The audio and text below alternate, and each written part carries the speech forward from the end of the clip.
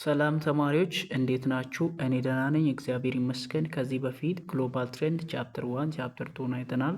አሁን ከቻፕተር 3 ጀምረን ለመመልከት እንሞክራለን። ቻፕተር 4ንም 5ንም እንሰራቸዋለን።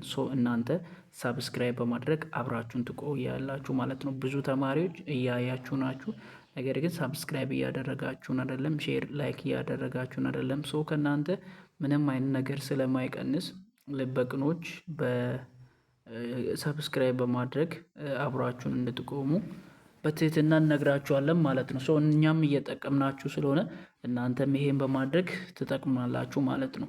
አሁን ዛሬ የምናየው ስለ ኢንተርናሽናል ፖለቲካል ኢኮኖሚክስ ነው። ኢንተርናሽናል ፖለቲካል ኢኮኖሚክስ ነው። ኢንተርናሽናል የሚለው ዓለም አቀፋዊነት ነው። ፖለቲክስ የሚለው ዓለም አቀፍነት ውስጥ የሚገኘው የፖለቲካውን ምህዳር የሚያሳይ ነው። ኢኮኖሚክስ ደግሞ ዓለም አቀፍ ያለው የንግድ ተቋም ነው። በፖለቲካና በንግዱ ዓለም ስላለው ሪሌሽን ግንኙነት የሚያወራልን ፊልድ ነው። ኢንተርናሽናል ፖለቲካል ኢኮኖሚክስ ወይም አይፒኤ ብለን የምንጠራው። ኢንተርናሽናል ፖለቲክስ የምንለው የሚያጠናልን ስለምንድን ነው? እንዴት የፖለቲካው ሲስተም እና የኢኮኖሚው ሲስተም ቱጌዘርሊ በዓለም አቀፍ ላይ ተስፋፍቷል፣ ወይም የኢኮኖሚውና የፖለቲካው ሲስተም እንዴት አንዱ ከሌላው ጋር የተገናኘ ነው በተለያዩ ሀገራት ላይ የሚለውን ነው አይፒኤፍ የሚያጠናለን። ይህም በምንልበት ጊዜ ምን የሚያሳይ ነው? ኮንስታንት ታግ ኦፍ ዋር ቢትዊን ማርኬት እንደ ገመድ የገመድ ጎታይ ገመድ ምናምን እየጎተቱ የሚጫወቱትን የህፃናትን ጨዋታ አይታችሁ ከሆነ ኤ የሚባለው ግሩፕ ገመድ ይጎትታል ወደዚህ፣ ቢ የሚባለውም ግሩፕ ገመድ ይጎትታል። ልክ እንደ ገመድ እንደ መጎተት አይነት ጨዋታ ነው ይላል በኢኮኖሚና በፖለቲካ ያለው ግንኙነት ይለናል። እንዴት ካላችሁ ማርኬት የሚለው ኢኮኖሚ የሚለውን የሚያሳይ ነው። ማርኬት ስንል ሰዎች እንግዲህ እቃን ይገዛሉ፣ እቃን ይሸጣሉ፣ እንደገና ትርፍን ለማግኘት ነው። እና ይሄ እንደዚህ አይነት ሲስተም ኢኮኖሚክስ ወይም ማርኬቲንግ ሲስተም እንላለን። በዚህ በኢኮኖሚክስ ሲስተም በዓለም አቀፍ ባለው በኢኮኖሚው ሲስተም እና እንዲሁም መንግስታት ስንል የተለያዩ ገቨርንመንቶች ሮልን የሚሰጡ አንድ ነገር ከተገዛ በኋላ ወይም ከተሸጠ በኋላ ወይም ከተገዝቶ ወደ ተለያዩ ማህበረሰቦች በሚቀርብበት ጊዜ በእንደዚህ አይነት ሁኔታ መቅረብ አለበት እያሉ ህግን የሚሰጡ እንደገና ፕሮቫይድ የሚያደርጉ ለፓብሊኩ ጉዶችን ፕሮቫይድ የሚያደርግ ሲስተም ነው። በመንግስቱና ወይም በዚህ በስቴትና በማርኬት መካከል ያለ ገመድ የመጎተት ጨዋታ ወይም ጦርነት የሚመስል አይነት ነው በኢንተርናሽናል ፖለቲካል ኢኮኖሚክስ ውስጥ ያለው ሲስተም። እና በማርኬቲንግ እና ወይም በኢኮኖሚውና በስቴት ብቻ መካከል ስላለው ነገር የሚያካትት ሳይሆን ይሄ ኢንተርናሽናል ፖለቲካል ኢኮኖሚክስ የምንለው በቅርብ ጊዜ ምንን ማካተት ጀምሯል? ትራንስናሽናል ኮኦፕሬሽኖችን ከሀገር ውጪ ብሎ በተለያዩ ዓለም አቀፍ ደረጃ ላይ የሚሰሩ ኮኦፕሬሽኖችንም ማካተት ጀምሯል። ዓለም አቀፍ ድርጅቶችና ኢኤምኤፍ የምንለውን ወይም በዓለም አቀፍ የገንዘብን ምጣኔ ሜንቴን የሚያደርጉትን ማኔጅ የሚያደርጉ ድርጅቶችንን እንዲሁም ዓለም አቀፍ ባንኮችን እና በተለያዩ ማህበረሰቦች ውስጥ የሚካሄደውን ኢኮኖሚካሊ ሙቭመንቶችንም የሚያጠቃልል ሆኗል ማለት ነው የኢንተርናሽናል ፖለቲካል ኢኮኖሚክስ። ኢንተርናሽናል ፖለቲካል ኢኮኖሚክስ ሁለት አይነት ዳይሜንሽን አለው ማለት ነው። አንደኛ ፖለቲካል ዳይሜንሽን አለው። ፖለቲካል ዳይሜንሽን አለው ማለት መንግስት እንዴት አድርጎ የኢኮኖሚውን ሲስተም ኮንትሮል ያደርጋል የሚለውን የሚያሳይ ነው። ይሄ ኢኮኖሚካል ዳይሜንሽን ስንል እንዴት ኢኮኖሚ መኪና የሚያመርቱ አምራቾቹ መኪና የሚያመርት ላፕቶፕ የሚያመርት ዋቴቨር የሚያመርት ያመረተውን ምርት እንዴት ወደ ማህበረሰቡ ይድረስልኝ ብሎ እንዴት ዲስትሪቢዩትድ ይሁን ወደ ማህበረሰቡ የሚለውን ሀሳብ የሚይዝልን ምን ተብሎ ይጠራል? ኢኮኖሚካል ዳይሜንሽን ተብሎ ይጠራል ማለት ነው። ኢኮኖሚ የሚባለው መስፋፋት አይችልም ያለ ፖለቲካ። ምክንያቱም ኢቭን ለዚህ ለምናውቀው በትንሹ በእኛም ሰፈር በእኛ ኤሪያ ላይ ለሚካሄደው ምንም አይነት መንግስት ጣልቃ የሌለበት ፍሪ ማርኬት እንኳን ከሱቅ ገዝተህ ሳምቲንግ እንኳን ገዝተህ ብትሄድ ምን ያስፈልጋል? ገቨርመንት ያስፈልጋል። ለምን? ያ የገዛኸውን ነገር ራሱ ፕሮቴክት እንዲያደርግልህ ማለት ነው። ሶ ፍሪ የፖለቲካ ወይም የመንግስት የጣልቃ ገብነቱ ለኢኮኖሚው በጣም አስፈላጊ ነው ማለት ነው። ስለዚህ ስለ ዓለም አቀፍ ኢንተርናሽናል ፖለቲክ ኢኮኖሚክስ ስለምንለው የተነሱ ሶስት ሀሳቦች አሉ። ዓለም አቀፍ የፖለቲካ ኢኮኖሚክሱ ሲስተም ምን አይነት ነው እያሉ እንደዚህ ነው እያሉ የተናገሩት ሶስት ቲዮሪዎች አሉ። ሶ ለኢንተርናሽናል ኢኮኖሚካል ፖለቲክስ ሶስት ቲዮሪዎች አሉ። የመጀመሪያው ሜርካንቲሊዝም የምንለው ነው ወይም ኢኮኖሚክ ናሽናሊዝም የምንለው ነው። ይሄ ስለ ዓለም አቀፍ ግንኙነት ምን ይላል? ዋና ሀሳቡ አንደኛ ለሰው ልጅ ያለው እይታ ይሄ ሜርካንቲሊዝም የሚል ለሰውና ለመንግስት ያለው እይታ ምን አይነት ነው? ሰው ወይም መንግስት ራስ ወዳድ ነው እና ኮንፍሊክት የሚባለው ሊቋረጥ የሚችል አይደለም። ሰውም መንግስትም ራስ ወዳድ ነው፣ ጦርነት የሚቋረጥ አይደለም። ይሄ ኢንተርናሽናል ኢኮኖሚካል ፖለቲክስ የምንለው ኔሽን ወይም ህዝብ የራሱን የሆነ ፖለቲካዊ ኃይልን እና እንዲሁም ከሌሎች ሀገራት ላለመጠቃት ሴኪሪቲን ለማሳደግ ብሎ የፈጠረ ሲስተም ነው የሚል እይታ አለው። እሱ ብቻ ሳይሆን እንዴት ኢኮኖሚው ታዲያ መስራት አለበት ለሚለው እነዚህ ሜርካንቲሊዝሞች ምን ይላሉ? መንግስታት እያንዳንዱን የኢኮኖሚውን ሲስተም ፕሮቴክት ማድረግ አለባቸው። ከተለያየ ነገሮች ራሳቸው ፕሮቴክት ማድረግ አለባቸው እና ያ የኢኮኖሚው ሲስተም እንዴት መደረግ እንዳለበትም ጋይድ ማድረግ ያለበት መንግስት ነው የሚሉ ናቸው። እና ትሬዶች ወይም የተለያዩ ንግዶች ማኔጅድ መደረግ ያለባቸው በዛ ሀገር ነው ማኔጅ መደረግ ያለባቸው። የትሬድን ሲስተም ማኔጅ ማድረግ ያለበት መንግስት ነው የሚሉ ናቸው። እሱ ብቻ ሳይሆን በሀገር ውስጥ የሚደረገው ምርት በጣም ትልቅ መሆን አለበት። ወደ ሀገር ከሚገባው ይልቅ ኤክስፖርት ነው ማድረግ ያለባት። አንድ ሀገር ራሷን ችላ የሚያስፈልጋትን በሙሉ አሟልታ ለሌላ ሀገር ኤክስፖርት ማድረግ አለባት እንጂ ኢምፖርት ማድረጓ ኤክስፖርት ከማድረጓ የሚበልጥ መሆን የለበትም የሚል ነው። መንግስታት ይላል ይሄ ሜርካንቲሊዝም ይሄን የንግዱን ተቋም የኢኮኖሚውን ስርዓት ራሳቸው መቆጣጠር ስለሚፈልጉ የተለያዩ መሳሪያዎችን ቱሎችን ይጠቀማሉ ይላል። ታሪፍ ሊጠቀም ይችላል። ታሪፍ ማለት ታክስ ኦን ኢምፖርት ወደ ሀገር ቤት በሚገባው ነገር ላይ ታክስን በመጨመር ልትቆጣጠረው ትችላለች የኢኮኖሚውን ሲስተም። በተለያየ ኢንዱስትሪ ላይ በግል ኢንዱስትሪዎች ላይ አብሮ በመቆም ያ ድርጅት ብቻውን እንዳያስተዳድር አብሮ በመቆም ምን ሊያደርጉ ይችላሉ? ማኔጅ ሊያደርጉ ይችላሉ፣ ሊቆጣጠሩት ይችላሉ። እና አንድ የንግድ ተቋም ወይም አንድ ግለሰብ ወይም አንድ የንግድ ተቋም በራሱ የውጭ ሀገር ግንኙነት እንዳይኖረው ሊሚት በማድረግ ማኔጅ ሊያደርግ ይችላል። እና ለምሳሌ አሁን ሰዓት ላይ እንደ ጃፓን፣ እንደ ሳውዝ ኮሪያ እና እንደ ቻይና ያሉ ይሄን ፕሪንሲፕል ይጠቀማሉ። ይሄን የሚያደርጉበት እነዚህ ሀገራት ዋና ምክንያታቸው ስትሮንግ የሆነ ኢንዱስትሪ አቅምን ለማሳደግ ነው ማለት ነው። ሜርካንቲሊዝም በኢኮኖሚው ሲስተም ላይ መንግስት ጣልቃ መግባት አለበት የሚል ነው። እሺ፣ ሁለተኛው ኢንተርናሽናል ኢኮኖሚካል ፖለቲክስ ላይ የተነሳው ቲዮሪ ምን የሚል ነው? ሊበራሊዝም የሚል ነው። ይሄ ሀሳብ ምንድን ነው? ዋና ሰው በዓለም አቀፍ በኢኮኖሚውና በፖለቲካ ባለው ሲስተም ላይ ያለው እይታ መጀመሪያ ስለ ሰው ልጅ ምን አይነት እይታ አለው? የሊበራሊዝም የሚል ፒፕል ካን ኦፕሬት የሰው ልጅ አንድ ላይ መስራት የሚችል ነው እና ንግድ ደግሞ አዋጪ ነው። ለአንድ ሰው ብቻ ሳይሆን ለሁሉም አዋጪ ነው።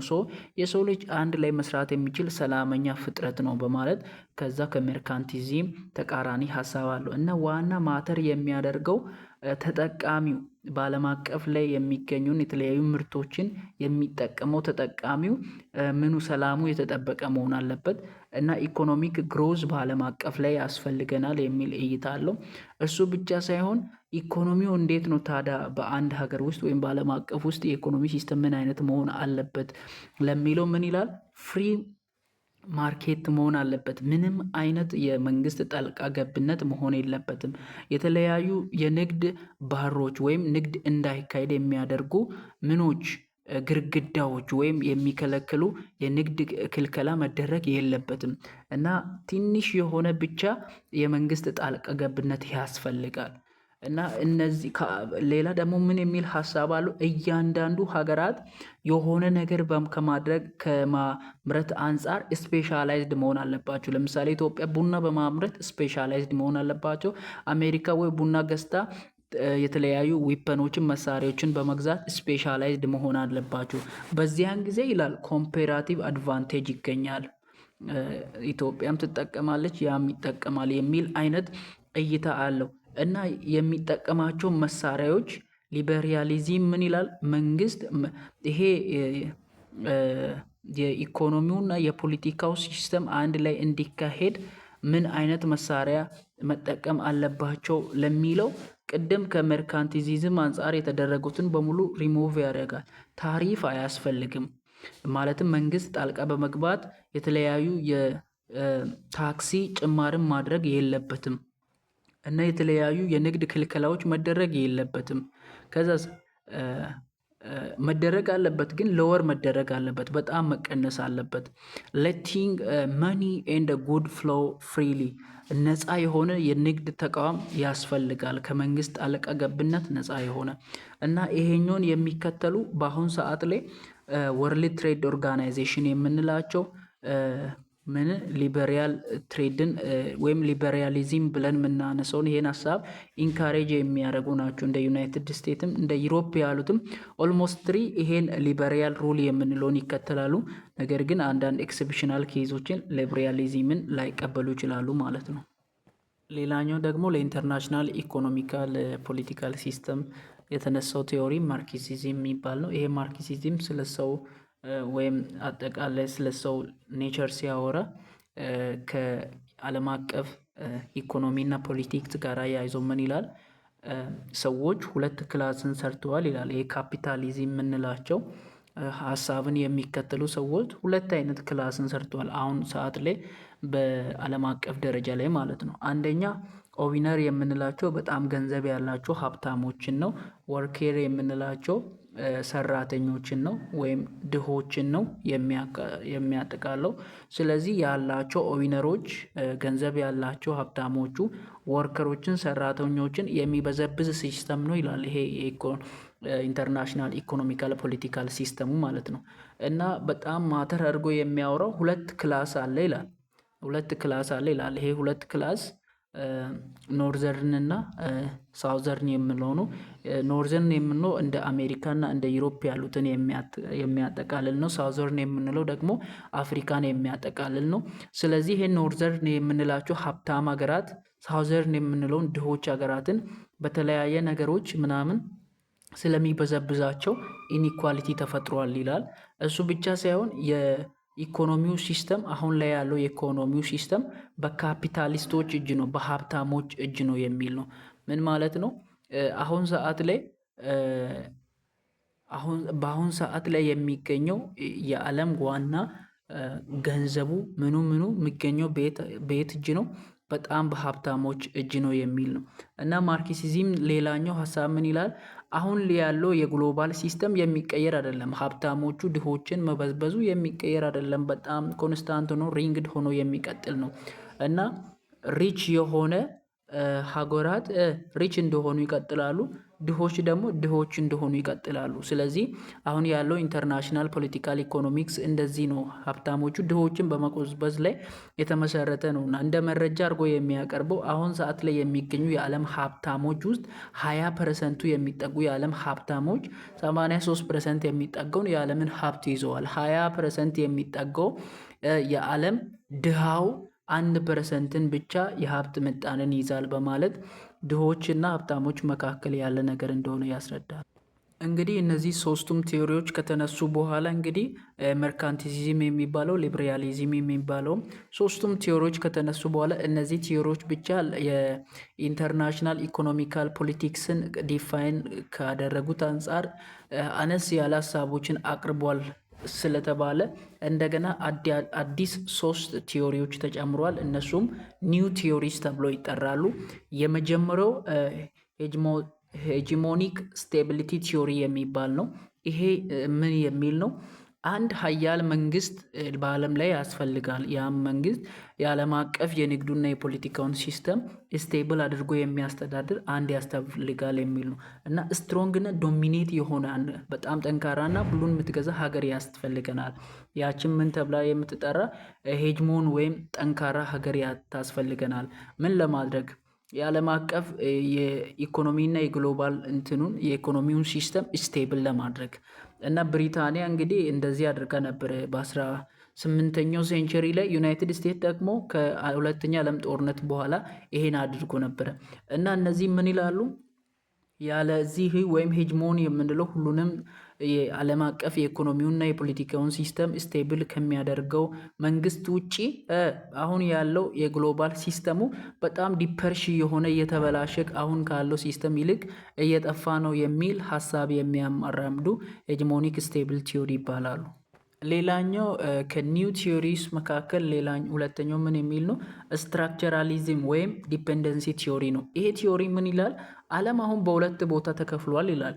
ኖርዘርን ፓርት እና ኖርዘርን ፓርቱ እንደ ሀብታም ሀገራት ሪቸስት ሴንተር ሆኖ ኖርዘርን ፓርት እንደ አሜሪካ እና እንደ ዩሮፕ ያሉ፣ ሌሎኞቹ ደግሞ ድሃ ሆኖ ሳውዘርን ያሉ እንደ አፍሪካ ያሉ ሆኖ ዓለም በሁለት ተከፍላለች ይላል እና ንግድ ሁል ጊዜ ምን ይላል?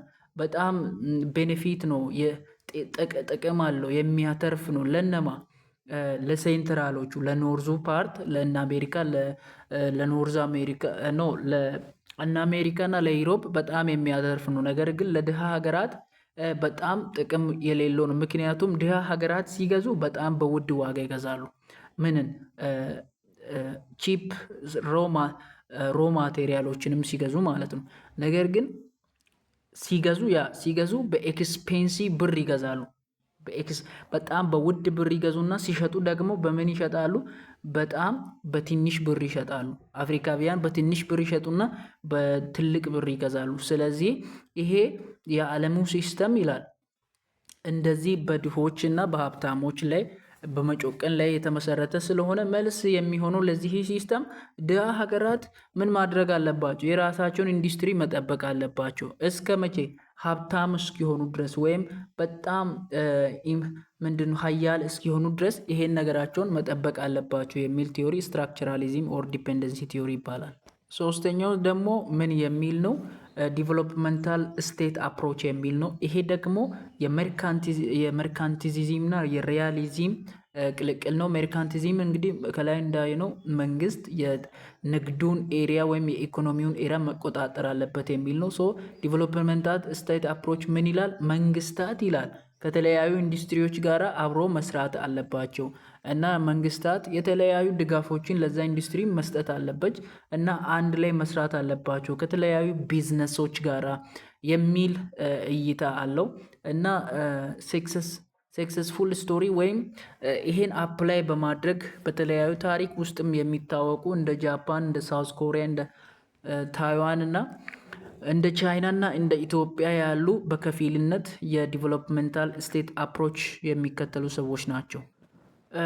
እንግዲህ በዓለም ላይ የተለያዩ ሀገራት አሉ። እንግዲህ እንደምታውቁት ከነዚህ ሀገራት መካከል የተለያዩ የኢኮኖሚ ሲስተምን ይከተላል። ከነዚያ ውስጥ አሜሪካን እና ጃፓንን እና ጀርመን ምን አይነት የኢኮኖሚ እና የፖለቲካውን ሲስተም አያይዞ አንዱ ከሌላው ጋር ኢንተራክት ያደረጉ እያስቀጥሉ ነው ወይም ያስቀጥላሉ የሚለውን በኔክስት ቪዲዮ እንመለከታለን። ሶ ለዩቲዩብ ቻናሌን ሰብስክራይብ እንዳደረጋችሁ ተስፋ አደርጋለሁ። በፓርት 2 እንገናኝ።